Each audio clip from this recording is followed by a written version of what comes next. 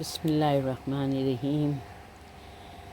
اللہم کل ولیک الحجۃ ابن الحسن صلواتک علیہ وعلی آبائہ فی ہذہ الساعۃ وفی کل ساعۃ ولیًا وحافظا وقائدا وناصرا ودلیلا وعینا حتی تسکنہ ارضک طوعا وتمتعہ فیہا طویلا۔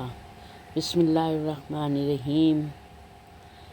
قل لا اسألکم علیہ اجرا الا المودۃ فی القربی۔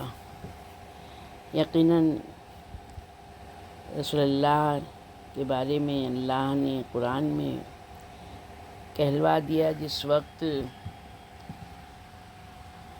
عرب آئے رسول اللہ کے پاس کہ ہم آپ کو کچھ دینا چاہتے ہیں، تو اللہ کہتا ہے کہہ دو اے رسول کہ میں کچھ نہیں چاہتا، صرف میرے اہل بیت سے محبت کرو۔ یقیناً آج اہل بیت کی آخری کڑی ہمارے وقت کے امام زمانہ جل اللہ تعالیٰ فرجہ شریف اللہم صلی اللہ محمد۔ انہوں نے ہمیں جس بات کا حکم دیا ہے، جس بات کو کرنے کے لیے انہوں نے تاکید کی ہے، ہم کو ان چیزوں پر غور کریں، خالی یہ نہیں سوچیں کہ امام نے انہی سے یہ بات کہی ہے۔ امام جو بھی کہہ رہے ہیں وہ سب کے لیے کہہ رہے ہیں، سب امام کے مطیع و فرما بردار سب کو ہونا ہے، ان کی اطاعت سب پر واجب ہے۔ تو یہ چیز ہم یاد رکھیں کہ اگر امام کسی چیز کی تاکید کر رہے ہیں تو اس میں کچھ حکمتیں پوشیدہ ہیں۔ جیسے کہ مرحوم محدث نوری لکھتے ہیں کہ سید رشدی نے حج کی غرض سے جب وہ نکلے ہیں شہر رشد سے اور انہوں نے اپنا سفر شروع کیا، تو تبریز کے معروف تاجر حاجی ظفر علی تبریزی کے گھر مہمان ہوئے، لیکن قافلہ جا چکا تھا۔ وہ حیرت میں تھے کہ کیسے سفر کروں۔ اسی دوران ان کو پتہ چلا کہ حاجی جبار جلود ارسدھی اصفہانی کا قافلہ تربوزن کی طرف چل پڑا۔ تو کہتے ہیں کہ میں نے تنہا ایک گھوڑا کرائے پہ لیا اور چل پڑا۔ پہلے مسافر خانے پہنچا، پھر حاجی ظفر علی کے شوق دلانے پر دوسرے 3 افراد بھی، حاجی ملا باقر تبریزی، حاجی سید حسین تبریزی اور حاجی علی بھی مل گئے ہم سے۔ ہم آپس میں ایک دوسرے کے دوست ہو گئے، سفر شروع کیا، ارزروم پہنچے، وہاں سے تربوزن جانے کا ارادہ کیا۔ لیکن ان دونوں شہروں کے درمیان ایک سرائے میں حاجی جبار ہمارے پاس آئے اور کہا جو سرائے آنے والی ہے وہ بہت خطرناک ہے، اس لیے جلدی کریں اور قافلے کے ساتھ رہیں، کیونکہ قافلہ سے تھوڑے ہی فاصلے پر چل رہے تھے ہم لوگ۔ تو ہم لوگ نے تقریباً 2 یا 3 گھنٹہ اذان صبح سے پہلے سفر کیا۔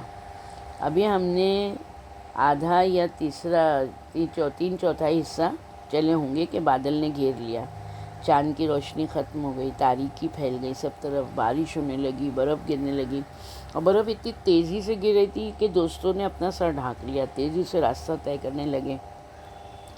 ہم نے جتنی بھی تیز چلنے کی کوشش کی ان کے ساتھ نہیں ہو سکے، اور وہ دور ہو گئے، چلے گئے، اور یہاں تک کہ میں اکیلا رہ گیا۔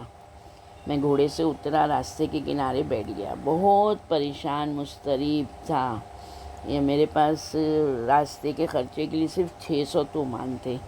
تھوڑی دیر غور کیا، طے کیا کہ دن نکلنے تک میں یہیں رہوں، پھر پہلی والی سرا واپس چلا جاتا ہوں، وہاں سے پھر کچھ محافظ لے کر اپنے بھائی کے ساتھ قافلے سے مل جاؤں گا۔ کہتے میں یہی سوچ میں بیٹھا تھا کہ اچانک سامنے ایک باغ میں نے دیکھا۔ باغبان بھی وہاں موجود تھا، بیلچہ لیے ہوئے درختوں کو مار رہا تھا تاکہ برف اس پر سے گر جائے۔ وہ میرے پاس آیا اور تھوڑے فاصلے پر کھڑا ہو گیا، کہنے لگا تم کون ہو؟ میں نے کہا میرے دوست چلے گئے، میں تنہا رہ گیا ہوں، راستے سے بھی واقف نہیں ہوں۔ تو فارسی زبان میں انہوں نے کہا کہ نافلہ پڑھو تاکہ راستہ مل جائے۔ نماز شب پڑھنے میں مشغول ہو گیا میں۔ نماز تب پوری ہو گئی، وہ پھر دوبارہ آئے، کیوں نہیں گئے؟ میں نے کہا خدا کی قسم مجھے راستہ نہیں معلوم ہے۔ تو انہوں نے کہا زیارت جامعہ پڑھو۔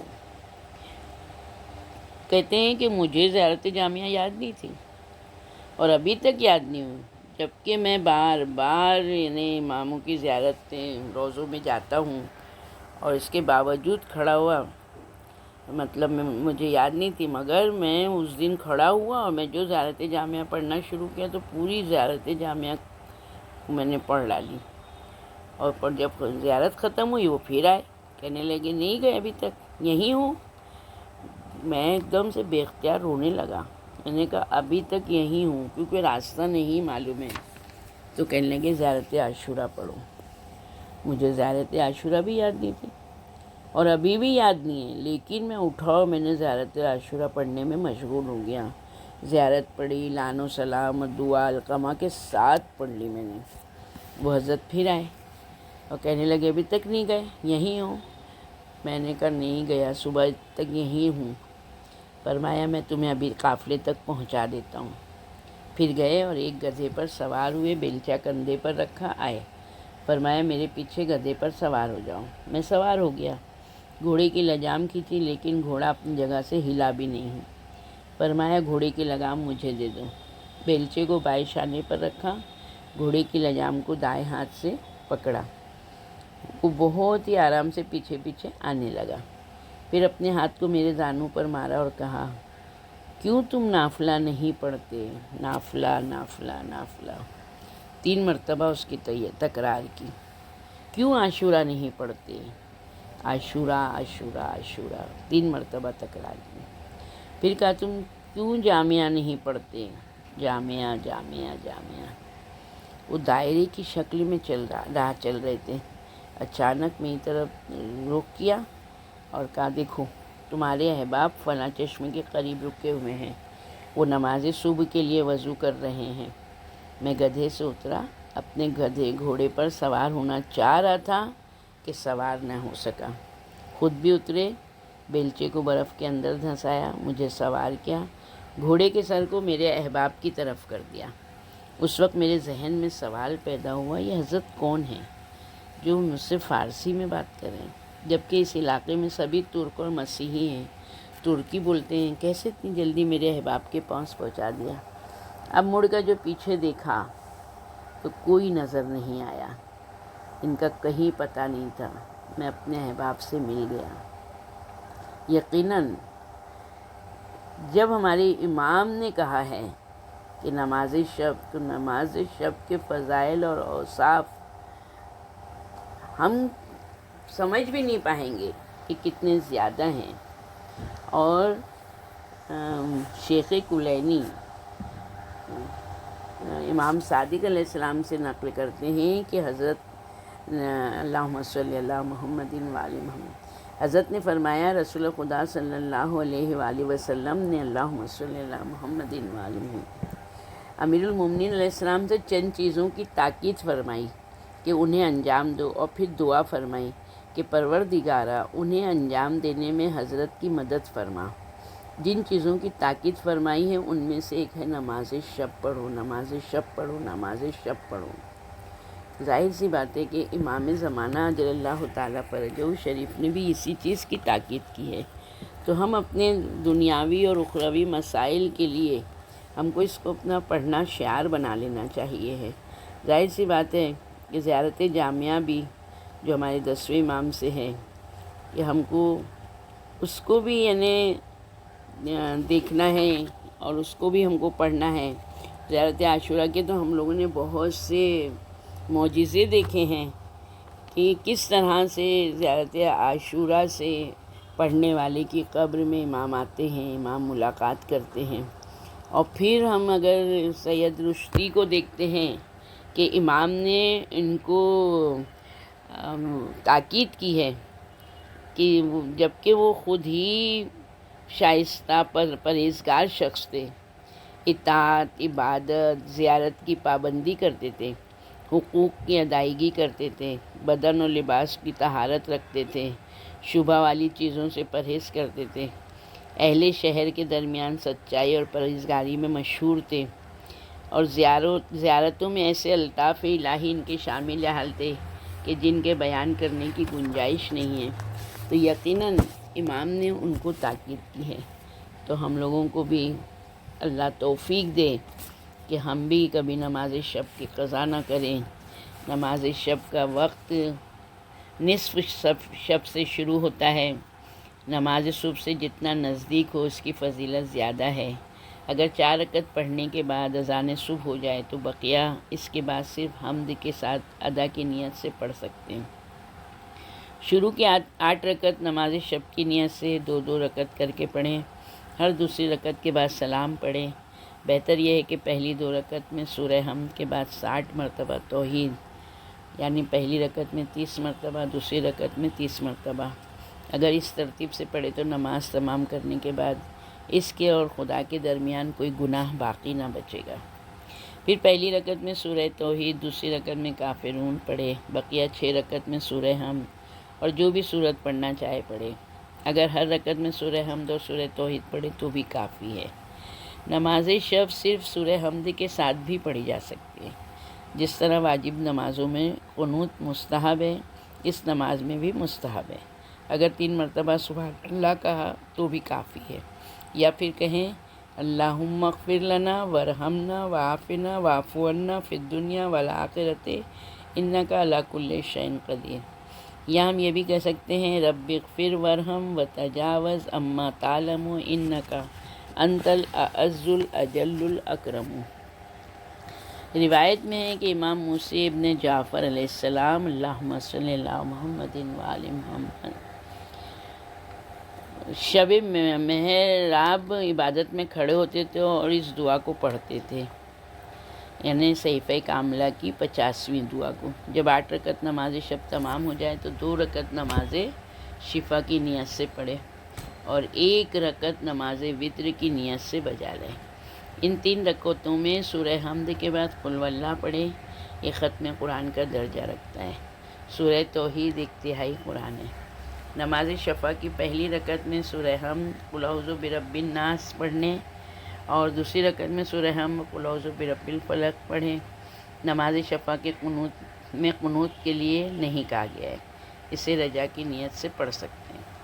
نماز شفا کے بعد اٹھے 1 رکعت نماز وتر اور سورہ حمد سورہ توحید کے ساتھ پڑھے، یا پھر سورہ حمد کے بعد 3 مرتبہ قل واللہ اور معوذتین، یعنی قل اعوذ برب الفلق قل اعوذ برب الناس پڑھے۔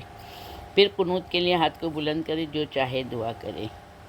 پھر شیخ توسی جو قنوت کی نماز میں قنوت میں جو دعائیں پڑھی جاتی ہیں تو وہ بہت زیادہ ہیں۔ پھر مستحب ہے کہ اس نماز کے قنوت میں خدا اور عذاب خدا کے خوف سے گریہ کرے، گریہ کرنے کی صورت بنائے، مومنین کے لیے دعا کرے۔ مستحب 40 مومنین کا نام لے، ان کے لیے دعا کرے، جو بھی 40 مومن کے لیے دعا کرے اس کی دعا مستجاب ہوگی۔ پھر شیخ صدوق علیہ رحمہ من لا یحضر الفقی میں کہتے ہیں حضرت رسول خدا صلی اللہ علیہ وسلم نماز وتر کے قنوت میں یہ دعا پڑھتے تھے، اللہم ہدنی فی من ہدیت وعافنی فی من عافیت وتولنی فی من تولیت وبارک لی فی ما آتیت وقنی شر ما قضیت فإنک تقضی ولا یقضی علیک سبحانک رب البیت استغفرک واتوب الیک وأؤمن بک وأتوکل علیک ولا حول ولا قوة الا بک یا رحیم اللہم صلی علی محمد وآلہ۔ بہتر ہے کہ قنوت میں 70 مرتبہ استغفر اللہ واتوب الیک ہے۔ بہتر ہے بائیں ہاتھ کو دعا کے لیے بلند رکھے اور دائیں ہاتھ سے استغفار شمار کرے۔ جس نے اذان صبح سے پہلے 4 رکعت نماز پڑھ لی، اسے چاہیے بقیہ نماز کو بھی ادا کی نیت سے پڑھے، اور جو نماز شب نصف شب کے بعد نہیں پڑھ سکتا ہے اسے نصف شب سے پہلے پڑھ سکتا ہے۔ انشاءاللہ اللہ ہم کو توفیق دے کہ ہم بھی پروردگار کی بارگاہ میں یہ تینوں چیزوں کو پڑھنے کی تقریباً ہم کو اللہ توفیق دے۔